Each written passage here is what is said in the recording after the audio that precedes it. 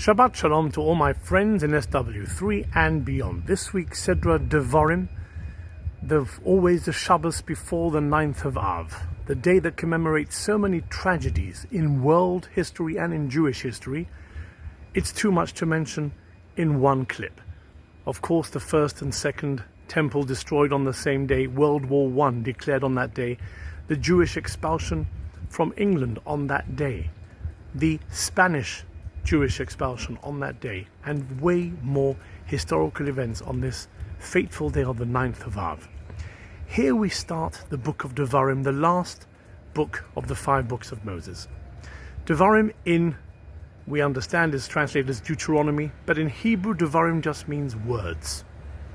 Words are the greatest and most powerful source we have, the Jewish people have, when nothing else works, when the world is against us, when everything seems to be going against us. All we have left are words. The Sidra begins with Elo HaDevarim. These are the words. It continues with these are the words that Moses spoke to the children of Israel, reminded them of all the travesties and the historical events that happened between the time they left Egypt to the time they've arrived now before entering Canaan. But if we just look at the first 2 words, Elo HaDevarim, these are the words.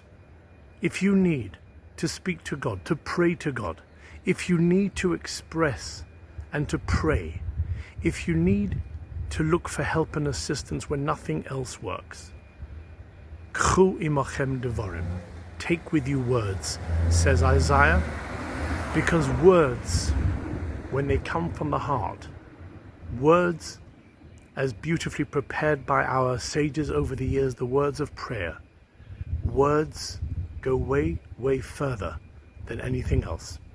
Let this be a weekend where we take our words in a meaningful way and ask God to listen to our words of lamentation, our words of prayer, and change them into words of hope and words of victory and words of health and happiness and peace. Good Shabbos.